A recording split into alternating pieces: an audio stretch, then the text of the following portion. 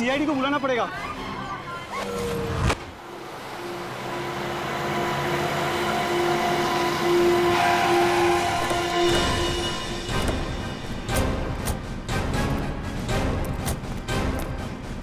पीछे हटिए। Excuse me, पीछे हटिए। हटिए हटिए।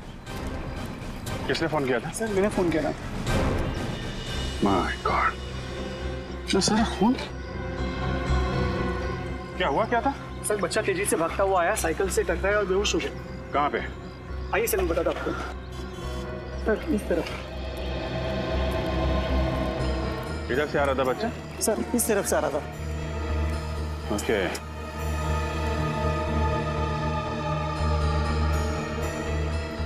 सर। हाँ सर लगता है वो खून बच्चे का नहीं है सर। क्या? खून बच्चे का नहीं है? नहीं सर, उसके शरीर पे कोई चोट के निशान नहीं है। तो फिर ये खून आया कहाँ से? हटना बेटा जी। हटो बेटा। बेटा घबराओ मत बेटा, हैं? आपको कुछ नहीं होगा। हम लोग सीआईडी से हैं? ये खून कैसे लगा आपको? हाँ? हाँ? सर लगता है किसी गहरे सदमे में है, जिसकी वजह से कुछ बोल नहीं पा रहा। सर लगता है ये बच्चा देख नहीं सकता। पंकज एक काम कर, लड़का इस डायरेक्शन से आया ना, तुम इस तरफ जाओ और उधर जाके देखो कि कोई एक्सीडेंट वगैरह तो नहीं हुआ है। विनी, बच्चे को फॉरेंसिक लैब लेके जाते हैं। सारों के साथ भी बताएंगे कि खून का राज क्या है।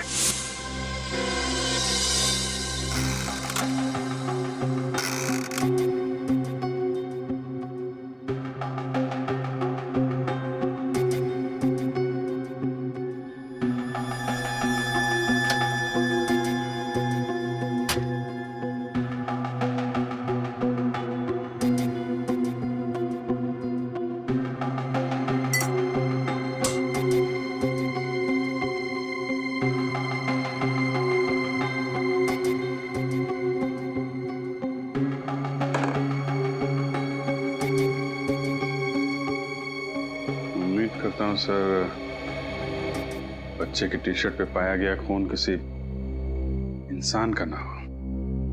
हाँ अभिजीत, हेमोटेस्ट टेस्ट करते हैं, उसे पता चल जाएगा।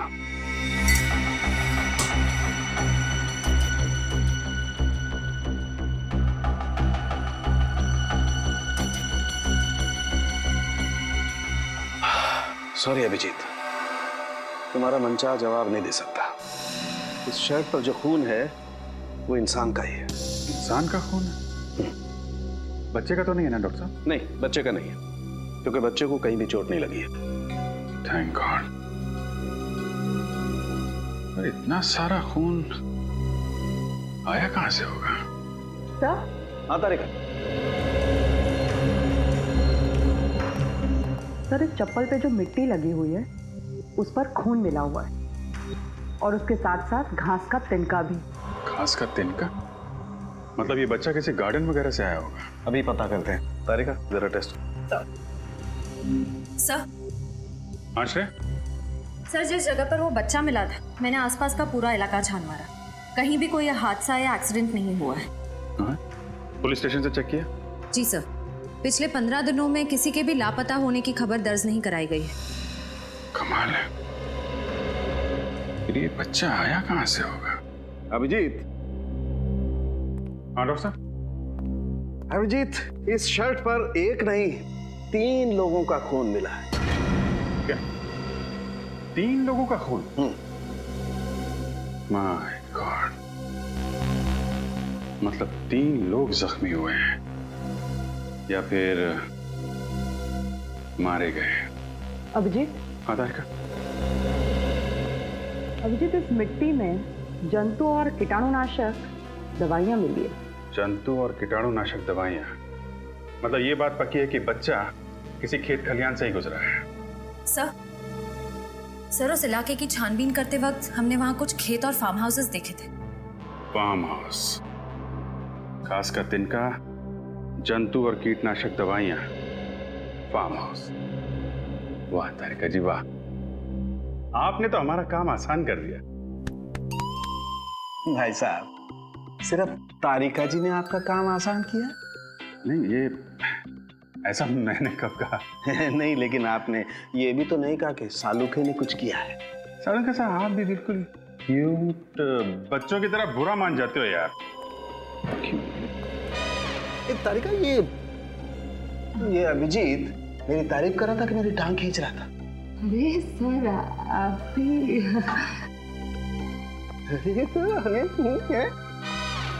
अरे ये सब दोनों के दोनों मिले हुए हैं। सर इतने सारे फार्म हाउस चेक किए, कहीं कुछ पता नहीं चला। हो सकता है यहाँ कुछ पता चल जाए।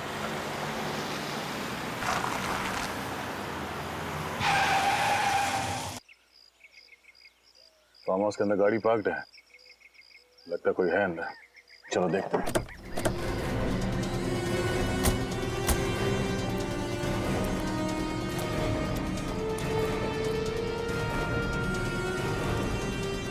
अंदर चल के देखते हैं।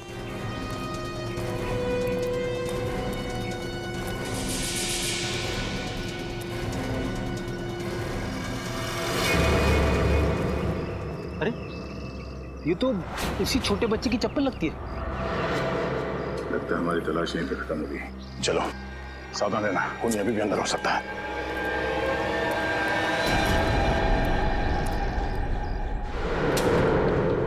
कोई है? हेल्प मी, बहुत दूर से आया हूं। Help me.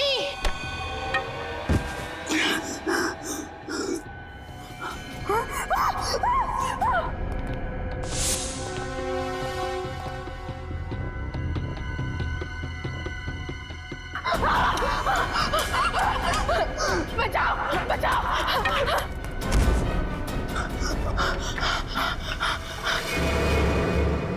यहाँ पर कुछ भयानक हुआ। देखो घर में कोई है क्या? चली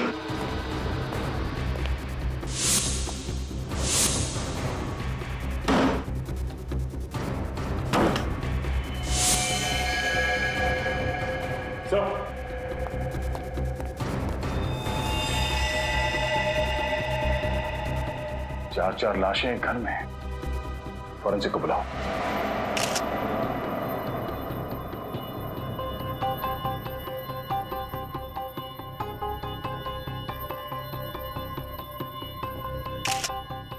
पीठ पर गोली लगी है।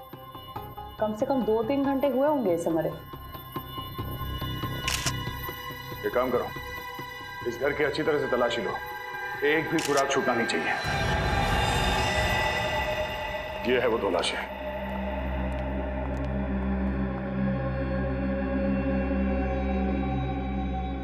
इसे भी ठीक छाती पर गोली मारी गई, जैसे उस आदमी को कमरे में। यानी डॉक्टर सालों के ठीक बोल रहे थे। तो बच्चा यहाँ इन लाशों से टकराया होगा, जमीन पे गिरा और इन्हीं का खून उसके कपड़ों पे लग गया।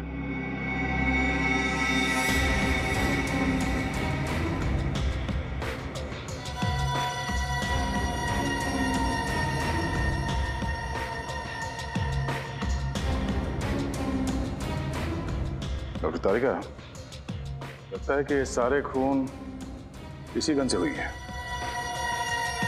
तो खूनी मर्डर वेपन यहाँ पे छोड़ के क्यों भाग गया?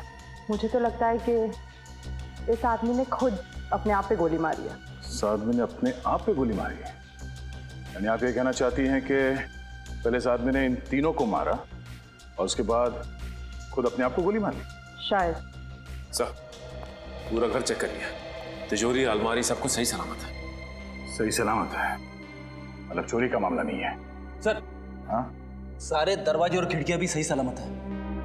इसका मतलब है खूनी जबरदस्ती इस घर में नहीं घुसा है। हो सकता है ये चारों मरने वाले उस खूनी को जानते हो और इन्हीं लोगों के साथ वो यहाँ इस फार्म हाउस में आया होगा।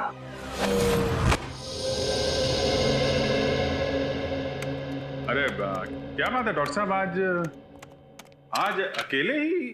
क्यों, बहुत तकलीफ हो रही है? लैब अच्छी नहीं लग रही होगी, सुनी सुनी लग रही होगी। तारिका जी नहीं है ना? नहीं, मेरे वो मतलब नहीं था सर। अरे मैं जानता हूँ तुम्हारा मतलब यार, तुम बोलते कुछ और हो, तुम्हारे मन में कुछ और होता है।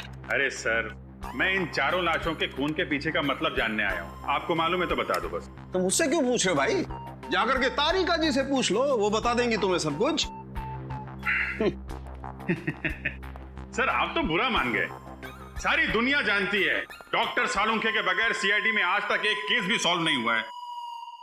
अब आया ऊंट पहाड़ के नीचे, है ना? ऐसे बोला करो, अच्छे लगते हो। आओ बताता हूं। अभिजीत, ये जो चारों लाशें हैं, इनमें रायगर मोर्टिस अभी सेट होना शुरू हुआ है। लाशें अभी अकड़ना शुरू हुई हैं और मेरे ख्याल से इनकी मौत सवेरे 7 से 9 बजे के बीच में हुई है। और ये बैलिस्टिक रिपोर्ट क्या कहती है? गोली इसी गन से चली है। चारों की मौत इस गन से निकली हुई गोली से हुई है और इस गन पर खून के छींटे भी हैं। सर किसका खून है ये? सौरभ का खून है। सौरभ को पॉइंट ब्लैंक रेंज से गोली मारी गई है, जिसकी वजह से सौरभ का खून इस पर भी आकर के लग गया है। और एक बात, सिर्फ सौरभ के हाथ पर यहां गन पाउडर के निशान है। गन पाउडर सौरभ के हाथ में? तो आप ये कहना चाहते हैं कि सौरभ ने इन तीनों को गोली मारी और फिर खुद आत्महत्या कर ली? नहीं, मैं खुद कुछ नहीं कहना चाह रहा हूं। जो सबूत हैं वो कुछ कहना चाह रहे हैं। अब एक काम करो, बाकी का काम तुम खुद भी तो करो यार। हाँ ठीक है, करेंगे। हाँ, क्यों नहीं करेंगे? बाकी जो आप नहीं बता पा रहे हम डॉक्टर तारिका से पूछ लेंगे।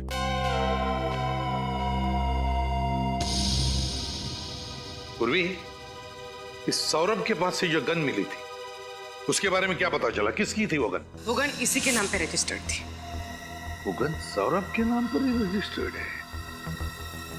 और फिर सालुंखे को जो गन पाउडर के ट्रेसेस मिले वो भी सौरभ की उंगलियों पर।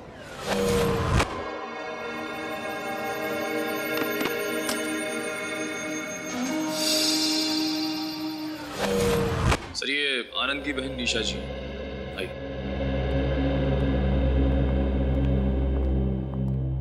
आइए निशा जी, देखिए हम आनंद और उसके दोस्तों के बारे में कुछ जानना चाहते हैं ताकि हमें केस सॉल्व करने में मदद मिले। सर ये सब लोग कॉलेज के दोस्त थे और बहुत सालों के बाद मिलने वाले थे, इसीलिए इन लोगों ने प्लान बनाया था कि सौरभ के फार्म हाउस पे जाएंगे। निशा जी, आपने आखिरी बार आनंद से बात कब की थी? आनंद से मेरी लगभग 1 हफ्ते पहले बात हुई थी, लेकिन हाँ, यश का 2 दिन पहले ही मुझे फोन आया था और उसी ने मुझे बताया कि ये लोग फार्म हाउस पे पार्टी करने जा रहे हैं। यश? ये यश कौन है? सर यश भी उन लोगों का दोस्त है और ये सब लोग मिलकर उस दिन फार्म हाउस पर गए।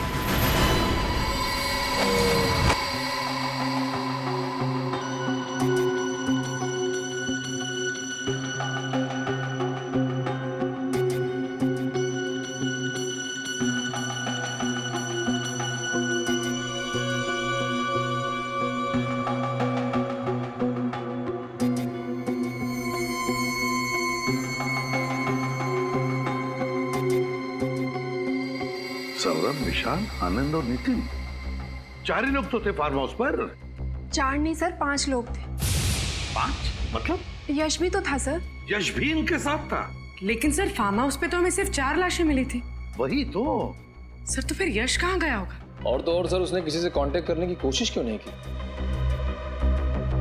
यश के टेलीफोन नंबर्स है ना तुम्हारे पास? घर का सेल फोन नंबर वगैरह? हाँ सर।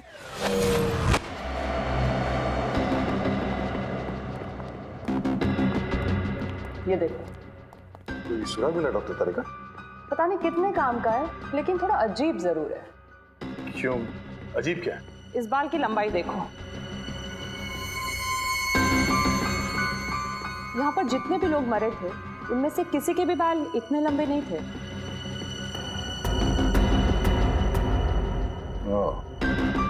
इसका मतलब है इन चारों के अलावा कोई और भी था, या कोई औरत? अब ये तो इस बाल के डीएनए टेस्ट से ही पता चलेगा। मोबाइल बंद। मोबाइल बंद आ रहा है? सर, हाँ, यश के पिताजी से बात हुई।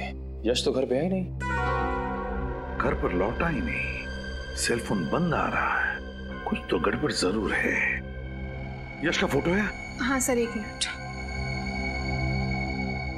काम करो, यश का फोटो सारे police station, railway station, bus stand और चेक नाकों पर भेज दो और दया को भी इन्फॉर्म करो। यश का मिलना बहुत जरूरी है, बहुत जरूरी है। सर, ये दवाइयां और प्रिस्क्रिप्शन लेटर मिला है, इस पे सौरभ का नाम लिखा है। सौरभ, और प्रिस्क्रिप्शन दिया है डॉक्टर मुकेश ने। ये दवाई दिखाइए। ये दवाइयाँ तो अक्सर उन लोगों को दी जाती है जो डिप्रेशन और टेंशन के शिकार होते हैं। वाह, तो सौरभ को किस बात की टेंशन थी, अब वो तो ये डॉक्टर मुकेश ही बताएंगे।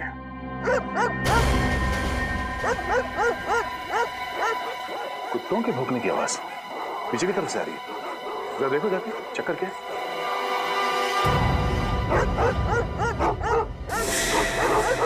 भौंकने की आवाज उधर से आ रही है, किस तरफ?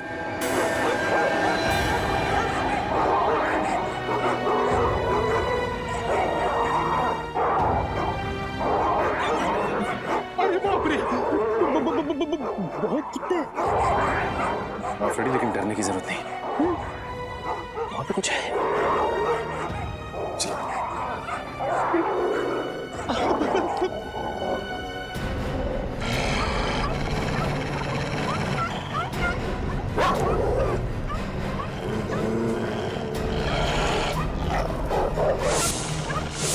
My God.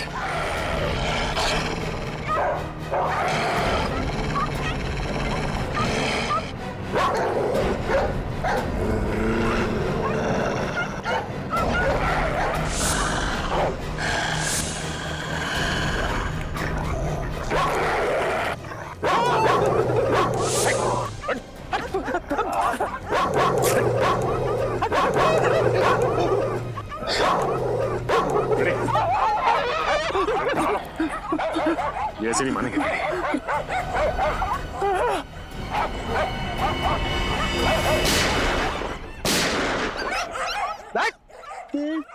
फ्रेडी से टक्कर।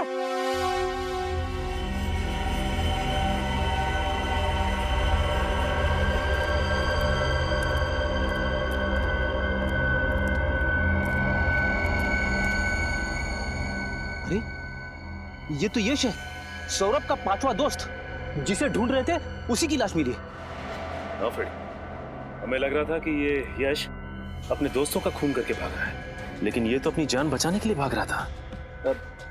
आपको ऐसा क्यों लग रहा है? ये देखो फ्रेडी, ये इसकी पीठ में यहाँ पीछे से गोली मारी गई है और एक गोली यहाँ किडनी के पास। लेकिन एक बात समझ में नहीं आ रही है, ये सारे खून कर कौन रहा है? Sir I.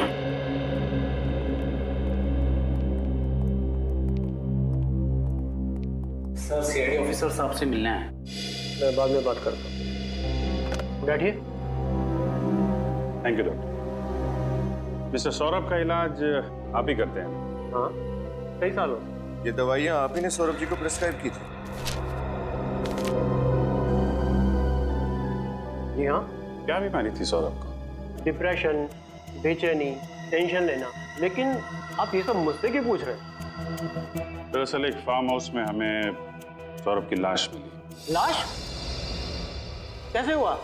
पक्का तो कुछ नहीं कह सकते, लेकिन अभी सिर्फ इतना पता चला है कि उसकी मौत गोली लगने की वजह से।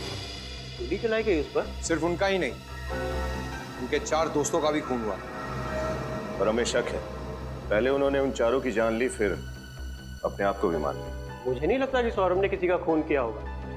मैं कई सालों से उसका इलाज कर रहा हूँ और उसकी हालत में काफी सुधार था। लेकिन पूरी तरह से तो ठीक नहीं हुआ। लेकिन उससे ऐसी कोई बीमारी नहीं थी कि इंसान उस बीमारी में किसी का खून कर दे। उसकी दवाइयों का भी कोई साइड इफेक्ट नहीं था। लेकिन सर वो तो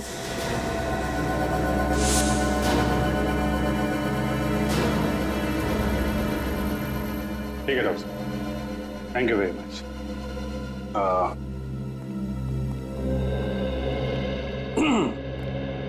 छोड़ने नहीं चलोगे?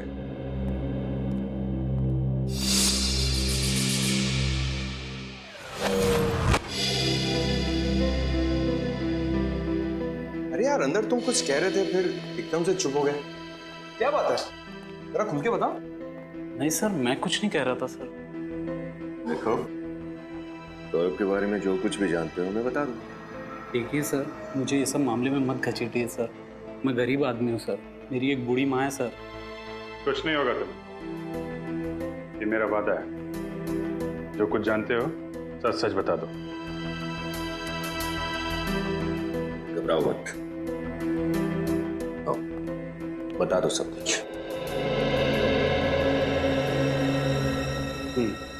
क्या जानते हो? सर देखिए सर, सौरभ जी की सबसे बड़ी प्रॉब्लम जो थी सर, उनका गुस्सा था सर। उनकी प्रॉब्लम हाइपरटेंशन और डिप्रेशन नहीं था सर। सबसे बड़ा वीक पॉइंट उनका था गुस्सा सर। वो उस पर काबू नहीं कर पाते थे सर। तुम्हारे सामने कभी कुछ ऐसा हुआ है? हाँ सर, एक बार हुआ था सर। हमारे यहाँ के एक पेशेंट पे उन्होंने हाथ उठा दिया था सर। क्यों? क्योंकि उनको ऐसा लगा सर उनका नंबर था और वो बीच में घुस गया सर। इतनी सी बात के लिए उन्होंने किसी पर हाथ उठा दिया? हाँ सर। लेकिन आपके डॉक्टर साहब ने हमें ये बात बताई नहीं, क्यों? सर सॉरी सर, मुझे नहीं पता सर। ठीक, तुम जा सकते। Thank you sir. Saurabh ji को गुस्सा बहुत आता था। सारे सबूत भिजवा दिए ना? हाँ सर। चलो सीधे ब्यूरो चलते हैं। हाँ भाई, क्या हाल? अरे सर, आप यहाँ? क्यों चौंक क्यों गए यार? अरे तुम्हारी मदद कर रहा हूँ यार केस में, यहाँ नहीं आ सकता क्या? अरे सर, मेरा कहने का मतलब वो नहीं था। वो हाँ, मतलब की बात करने के लिए आया हूँ। अच्छा ये बताओ कि तहकीकात करने के बाद तुम लोग किस नतीजे पर पहुंचे अब तक? सर देखने से तो यही लगता है कि सौरभ ने अपने दोस्तों का खून किया और उसके बाद अपने आप को गोली मार ली। कुछ ही घंटों में केस सॉल्व कर दिया हमने। कुछ ही मिनटों में बेवकूफ बन गए आप लोग। क्या कहना चाहता है? मैं जो कहना चाहता हूँ दया, वो तुम्हें वहां चल के दिखाऊंगा। आओ मेरे साथ।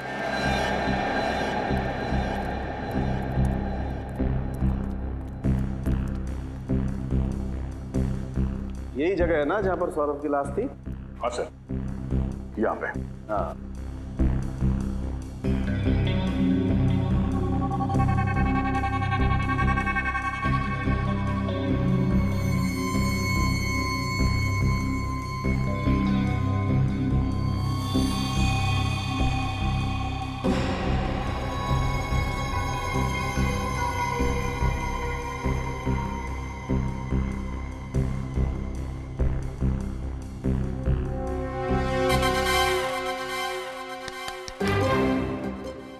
सौरभ बन जा। यानी कि मैं मर जाऊं? डॉक्टर साहब, मैं इतनी जल्दी मरना नहीं चाहता। अरे यार, ये आदमी हमेशा उल्टा ही क्यों सोचता है? फिर मैं तुझे मरने के लिए नहीं कह रहा हूँ फ्रेडी, मैं सिर्फ ये कह रहा हूँ इस सोफे पर जैसे सौरभ की लाश मिली थी वैसे जाकर के बैठ जा। हाँ। सौरभ बैठा हुआ नहीं था, लेटा हुआ था। लेटा हुआ? तो ठीक है, तुम लेट जाओ।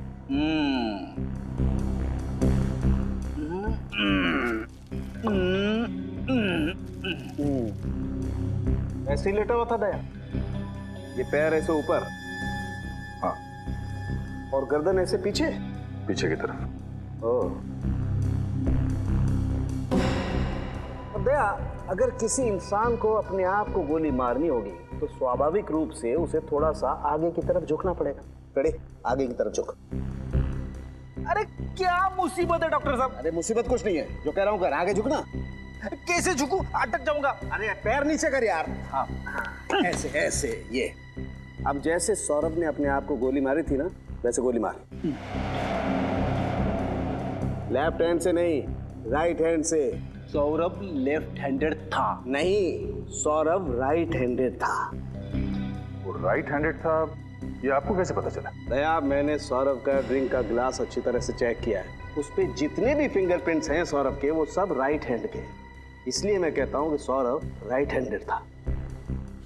ऐसे कोई आदमी अपने आप को गोली मारेगा इस तरीके से बैठ करके, तो खोपड़ी से खून के छींटे जाएंगे वहां, इस तरफ, ऊपर की तरफ। लेकिन यहाँ तो खून के छींटे नहीं, खून के छींटे हैं वहां, पीछे की तरफ।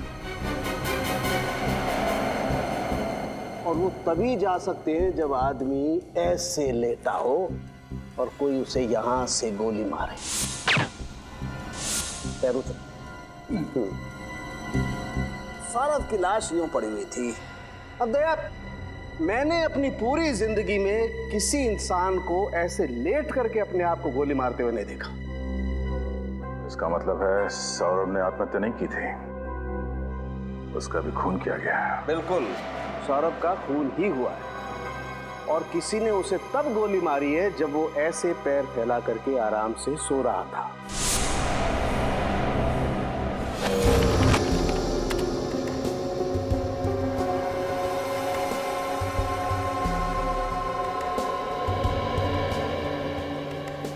अभिजीत,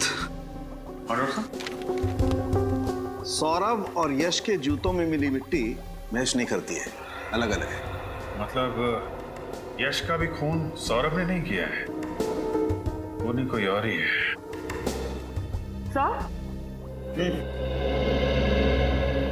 फार्म हाउस में जो बाल मिला था उसकी डीएनए रिपोर्ट आ चुकी है। ये बाल किसी लड़की का है। वाह राधिका जी वाह, आप कुछ ना कुछ नया मोड़ लेके आती है केस में, कैसे कर लेती है। नमस्ते। नमस्ते नमस्ते क्या राधिका जी, आप कुछ समझाती क्यों नहीं है? अरे मैं क्या, अच्छा छोड़िए, क्या क्या पता चला इसे डीएनए रिपोर्ट से? ये लड़की का डीएनए उन 5 मरे हुए लोगों में से एक आनंद के डीएनए से मैच करता है। आनंद के डीएनए से? यानी उसकी कोई रिश्तेदार? आनंद की तो सिर्फ एक ही रिश्तेदार है, उसकी बहन निशा। निशा? लेकिन सर जब निशा ब्यूरो में आई थी तब उसने बताया नहीं था कि वो भी फार्म हाउस गई थी। अपराधी अपने आप तो बोलेगा नहीं कि मैंने अपराध किया है, उससे सच उगलवाना पड़ता है। हाँ? अरे कुछ नहीं, मुझे थोड़ा सा टाइम लगेगा। हाँ, मैं बस थोड़ी देर में रेडी हो जाऊंगी और उसके बाद तुम्हारे पास पहुंचती हूँ। हाँ ऑफ कोर्स। अरे तुझे याद है लास्ट टाइम हम लोग गए थे, कितना मजा आया था। वो सब लोग इस बार भी आ रहे हैं ना? पक्का? ओह वाह, फिर तो बहुत मजा आएगा। अरे हाँ पापा, तुम लोग पहुंचो, मैं बस 5 मिनट में पहुंचती हूँ। कहाँ जा रही निशा जी? पहले 2-4 बातें हमसे कर लीजिए, फिर हम भी चलते हैं पार्टी में। पार्टी? What nonsense. हम तो सेंस में है मैडम, लेकिन आपको देख के लगता है कि आप अपने होश खो बैठी। आप कहना क्या चाहते? आपको देख के लगता नहीं है कि आपको आपके भाई की मौत का दुख है? ऐसा लग रहा है कि आप पार्टी करने जा रही हैं। देखिए, ये मेरी निजी जिंदगी और मेरी निजी जिंदगी में मैं क्या करती हूँ क्या नहीं, इस बात से आप लोगों को कोई प्रॉब्लम नहीं होनी चाहिए। बिल्कुल नहीं मैडम, लेकिन अगर आप किसी और की जिंदगी के साथ खेल खेलेंगे तो हमें जरूर प्रॉब्लम होगी। लेकिन मैंने किया क्या है? सबसे पहले आपने हमसे झूठ बोला है कि आप उस रात सौरभ के फार्म हाउस में नहीं थे। मैं क्यों झूठ बोलूं? क्यों झूठ बोलेंगे ये आप बताइए, क्योंकि अगर हमने साबित कर दिया तो आपके लिए मुश्किल हो जाएगी।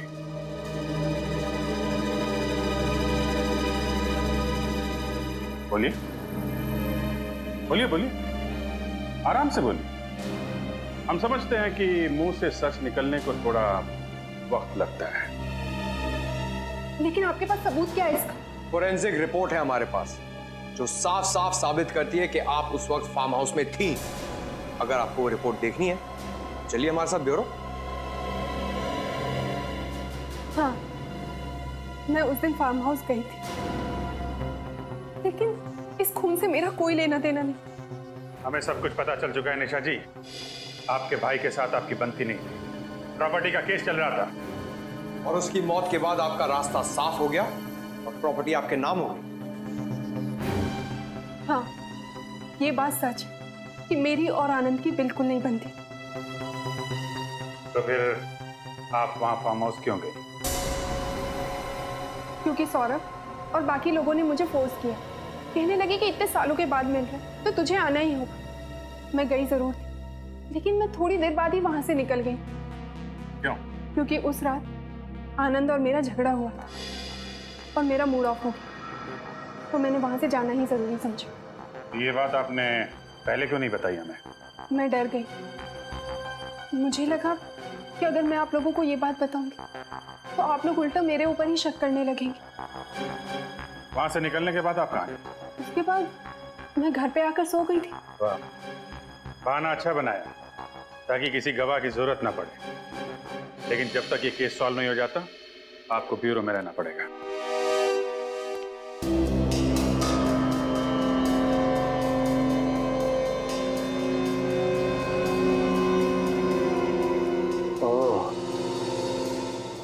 तारिका। हाँ सर। ये देखो।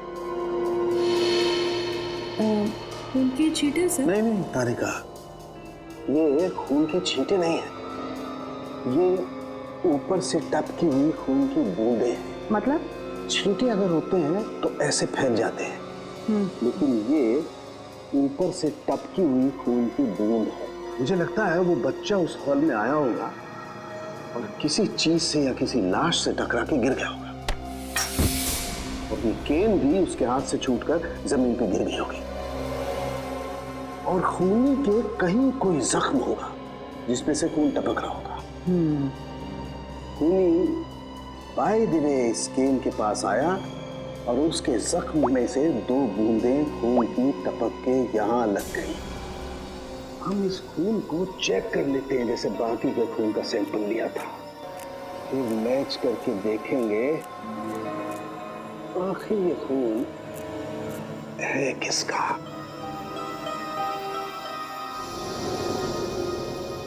ये देखो तारिका, ये उन 5 लोगों के ब्लड का सैंपल है, और ये खून है जो स्कैन पे लगा हुआ है। एक काम करो, अपने रिकॉर्ड में चेक करो कि किसी से मैच होता है क्या। हेलो अभिजीत। हाँ डॉक्टर साहब, छड़ी पे जो खून मिला था क्या पता चला उसके बारे में? अभिजीत, ये खून उन 5 मरने वालों में से किसी का भी नहीं है। फिर तो निशा का ही होगा। नहीं, निशा के खून से भी मैच नहीं होता। वो क्रिमिनल रिकॉर्ड में चेक करके देखा? वो भी देख लिया, लेकिन रिकॉर्ड में किसी से मैच नहीं हो रहा है। कमाल है, सौरभ को खूनी समझ रहे थे, वो खूनी नहीं निकला।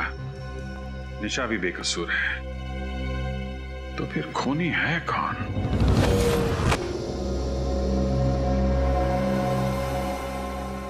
एक बात तो पक्की है कि इन 5 में से किसी ने भी किसी को नहीं मारा और ना ही किसी ने आत्महत्या की है।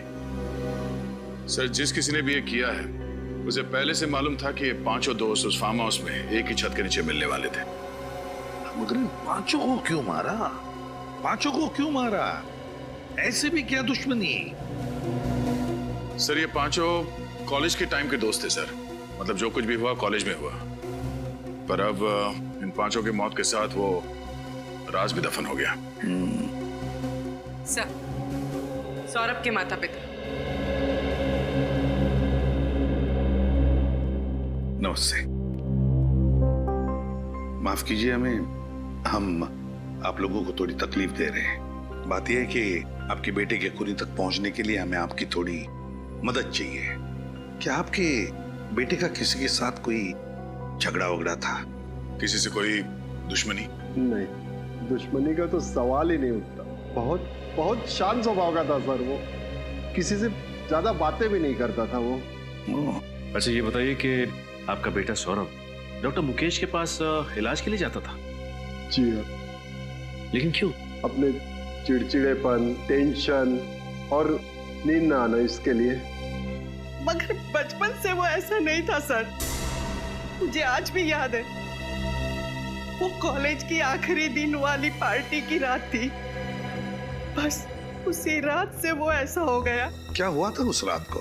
पता नहीं सर, बस पार्टी से आया और सीधा ही अपने कमरे में चला गया। 3 दिन तक वो बाहर नहीं आया, ना कुछ खाया ना कुछ पिया, कुछ भी नहीं सर, कुछ भी नहीं। इसीलिए हमने डॉक्टर मुकेश की मदद ली, उनसे हमारे घरेलू संबंध है। बाद में वो धीरे धीरे ठीक भी हो रहा था। ये सब उसके कॉलेज के दोस्तों की वजह से हुआ। मैंने उसे मना किया था, उसने मेरी बात मानी और उनसे अपना रिश्ता भी तोड़ दिया। तो फिर वो उनके साथ फार्म हाउस क्यों गया था? वो उसके दोस्त आनंद का फोन आया था, बोला बहुत साल के बाद मिल रहे हैं तो आ जाओ, और वो गया, फिर लौट के वापस नहीं आया, लौट के वापस नहीं आया। पूर्वी जरा इन्हें छोड़ा ना। सर, इन पांचों के साथ जो कुछ भी हुआ उस फार्म हाउस में, उसका संबंध कॉलेज के आखिरी दिन वाली पार्टी से ही है सर। हाँ दया, तभी कुछ तो हुआ है। दया, पता लगाना पड़ेगा इन पांचों के बारे में, पता लगाना पड़ेगा इनके अतीत के बारे में, तभी पता चल जाएगा क्या हुआ था उस रात को। सर, अजीत से फोन पर सारी बात हुई थी। उसने बोला था कि हल्के नीले कलर की टी शर्ट में यहीं पर जॉगिंग कर रहा है और यहाँ पर जो ठेला है उसी के पास मिलेगा। कोई दिख नहीं रहा सर यहाँ। देखते हैं। ये सामने से आ रहा है नीली शर्ट में, शायद यही है, अजीत ही है।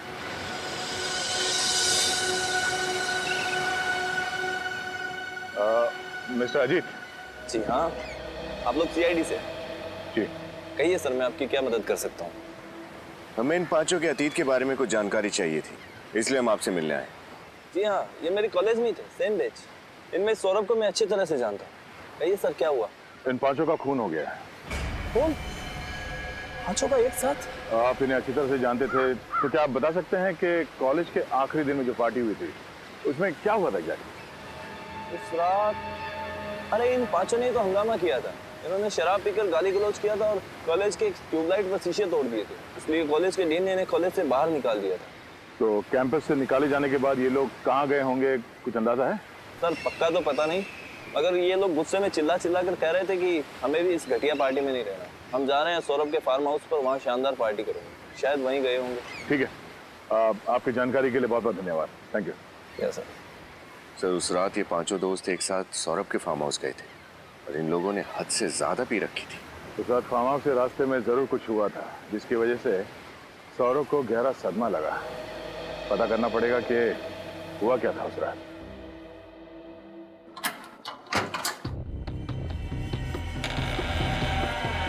खूनी मेन दरवाजा खोलकर हॉल के अंदर आया, जो कि सौरभ और उसके दोस्त या तो बंद करना भूल गए थे या खूनी के हाथ में चाबी थी। सौरभ उस सोफे पर बैठा हुआ था।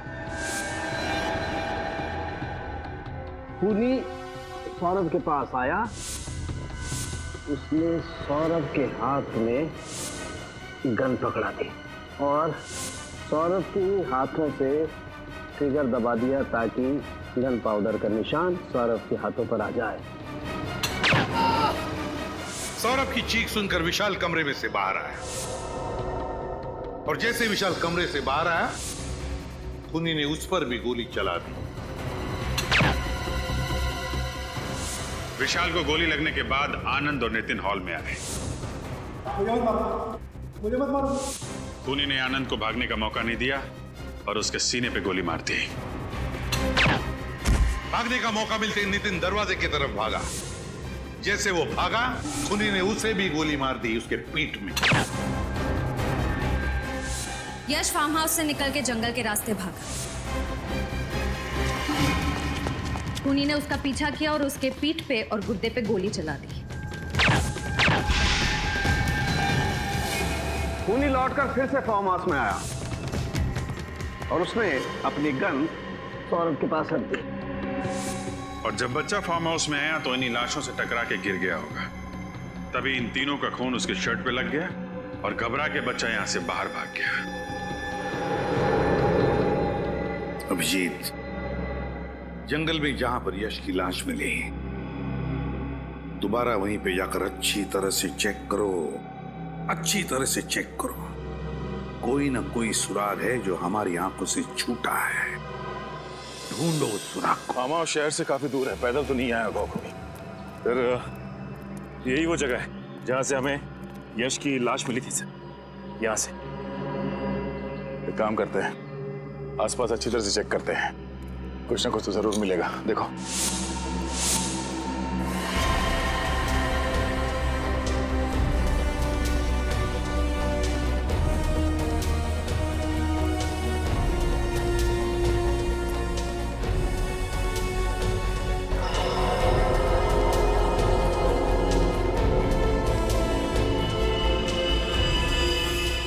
सर आप रेडी? ये देखिए सर, शर्ट का फटा हुआ टुकड़ा, इस पे खून लगा है।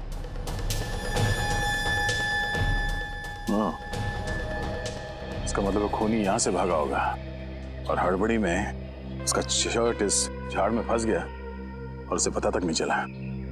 सर, सचिन, ये देखिए सर, बाइक के टायर के निशान से। इसका मतलब है खूनी बाइक से यहाँ पे आया होगा। यहाँ पे बाइक पार्क करके जंगल के रास्ते से वो फार्म हाउस गया और फिर वहां पे खून करने के बाद फिर इसी रास्ते से बाइक पे बैठ के भाग गया।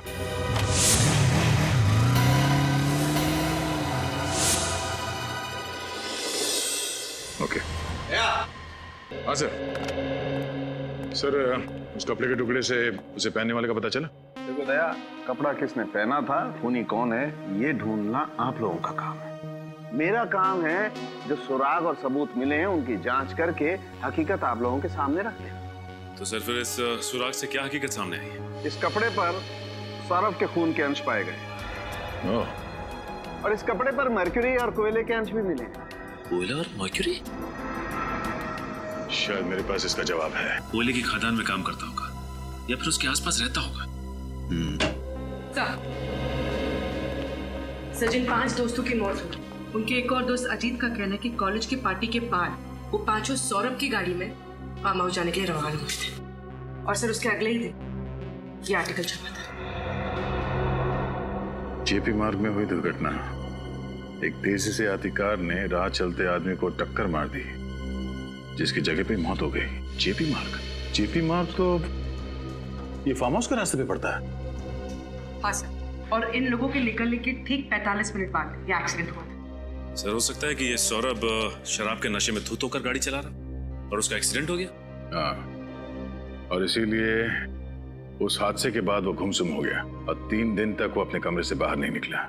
सो ये देखिए, इसमें यह भी लिखा हुआ है कि मरने वाले का 12 साल का बेटा इस एक्सीडेंट का चश्मदीद गवाह था, लेकिन गाड़ी चलाने वाला और उसके साथी वहां से भाग गए और कभी कानून के हाथ नहीं लगे। एक बात और सर, जिस आदमी का एक्सीडेंट हुआ था वो विजयनगर बस्ती में रहता था।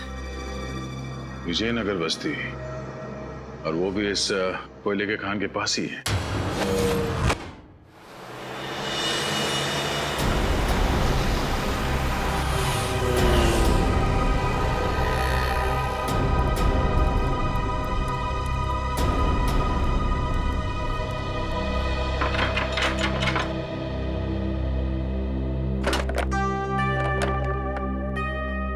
किससे मिलना आप लोगों को? जी आप ही से मिलना है, हम लोग सीआईडी से हैं। सीआईडी? जी। ये फोटो आपके पति की है? जी हाँ, इनको गुजरे तो 8 साल हो गए। इनकी मौत एक रोड एक्सीडेंट में हुई थी। हाँ, लेकिन 8 साल पहले के केस में सीआईडी को क्या दिलचस्पी हो सकती है? फिलहाल हम एक केस की तहकीकात कर रहे हैं जिसका संबंध आपके पति की मौत से है। मैं कुछ समझी नहीं। इस अखबार के हिसाब से जब आपके पति का एक्सीडेंट हुआ था उस वक्त आपका बेटा इकलौता चश्मदीद गवाह था, है ना? हाँ था तो, लेकिन उसका कुछ फायदा नहीं हुआ क्योंकि मेरे पति के खूनी पकड़े नहीं गए। अब आपका बेटा काफी बड़ा हो गया होगा। जी हाँ, बड़ा भी और समझदार भी। बहुत छोटी उम्र में घर की सारी जिम्मेदारियां संभाल ली थी उसने। आपका बेटा अभी घर पर नहीं है? जी नहीं, बाहर गया है किसी काम से, आता ही होगा। क्यों?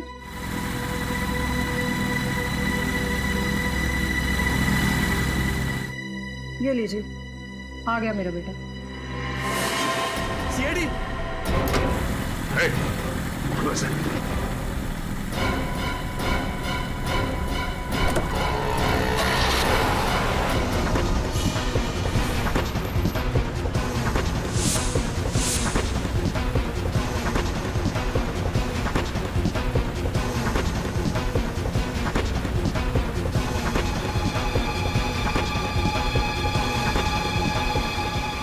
बच के जाएगा कहाँ है?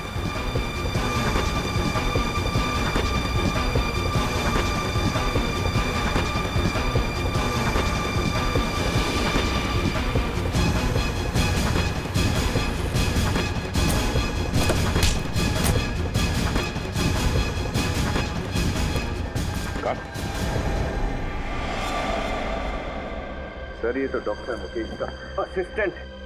हमारा इलाज नहीं करोगे? हाँ?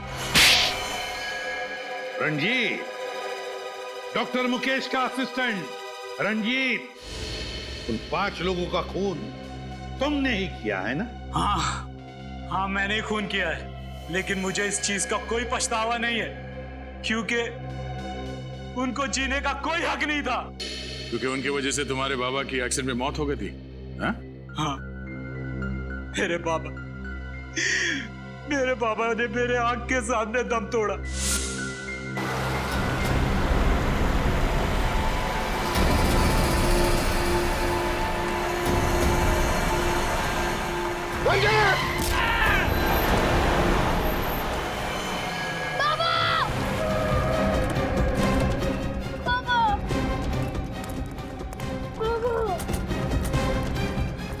बाबा को मार दिया, मेरे बाबा को मार दिया। बाबा, बाबा।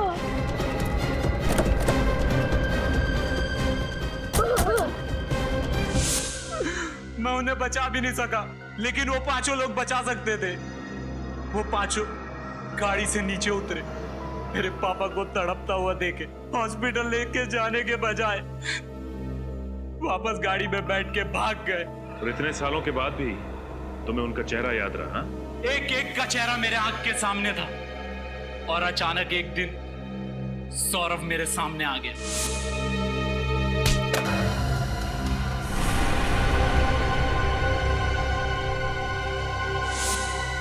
और मैंने उसे फौरन पहचान लिया और मैंने उसका पीछा किया। पीछा करने के बाद पता चला कि वो डॉक्टर मुकेश के पास अपना इलाज करवाता है।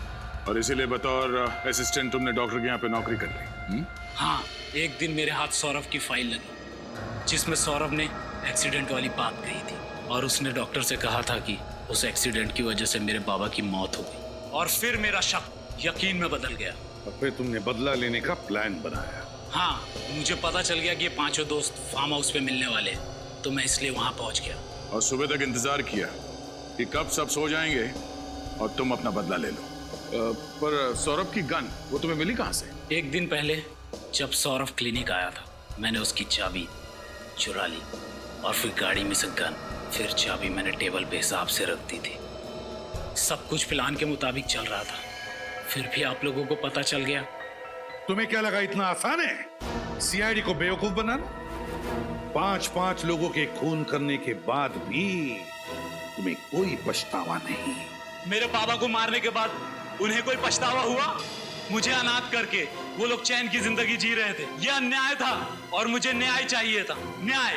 तुम्हारे बाबा के साथ जो कुछ भी हुआ उसका हमें जरूर अफसोस है, लेकिन किसी की जान लेने का तुम्हें कोई हक नहीं। कानून को तुमने अपने हाथ में ले लिया, 5 लोगों का खून किया, अब तुम्हें तो फांसी ही होगी।